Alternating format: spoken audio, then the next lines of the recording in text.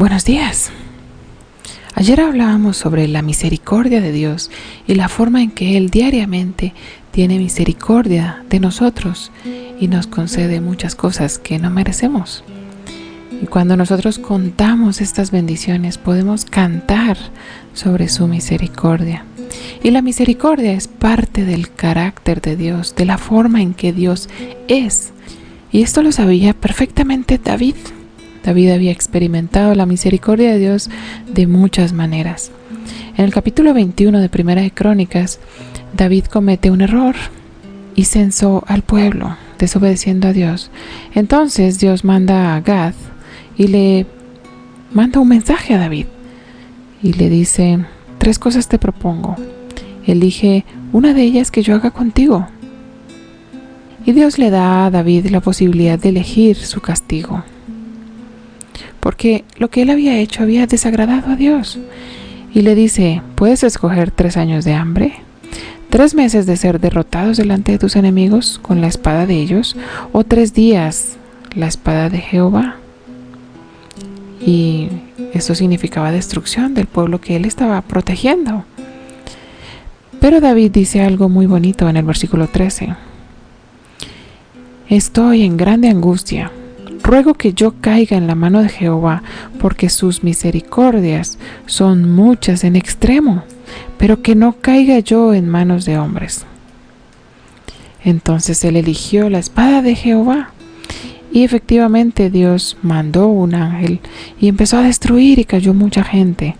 Pero el versículo 15 dice: pero miró Jehová y se arrepintió de aquel mal, y le dijo al ángel que destruía: basta ya, detén tu mano.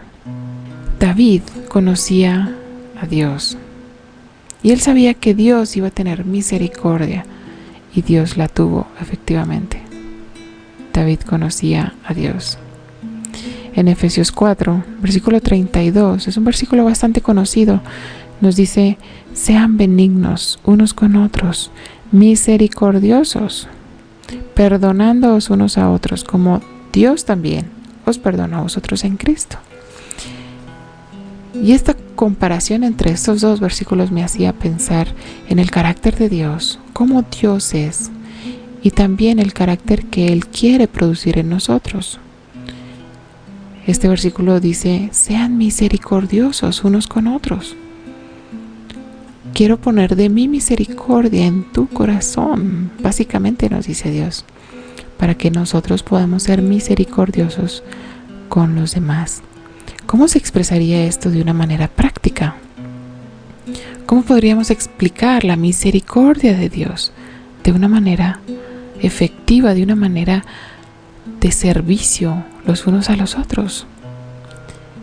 Si la misericordia es no dar lo que el otro se merece, entonces, ¿cómo podría yo aplicar esta misericordia hacia mis hermanos en el cuerpo de Cristo, en la iglesia? Quizás se merece una respuesta dura, pero no se la damos. Quizás se merece que no le ayude más, pero le sigo ayudando. Quizás no se merece un perdón, pero se lo ofrezco. Quizás no se merece una reconciliación, que yo lo trate bien después de que me ha tratado tan mal, pero yo se lo doy, porque Cristo vive en mí. Cristo me perdonó y su misericordia ha sido grande para conmigo. Entonces, de esa manera que Cristo me perdonó, yo puedo ser misericordioso hacia los demás. Esto es algo difícil y requiere mucho de ese fruto que el Espíritu produce en nosotros, que es amor, que es gozo, que es paciencia. Y solamente con esto podemos producir misericordia, la misericordia de Cristo en mí. La misericordia de Cristo en mí produce un testimonio hacia los de afuera también.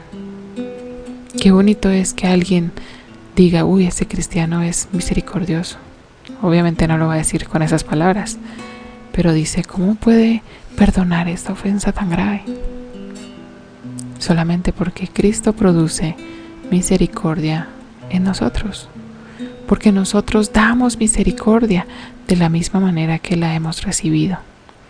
Que Dios nos ayude a ser de buen testimonio en este aspecto. cada día. Que Dios nos ayude a dar de su misericordia a los demás que nos rodean, sean creyentes o no. Que Dios te bendiga en este día.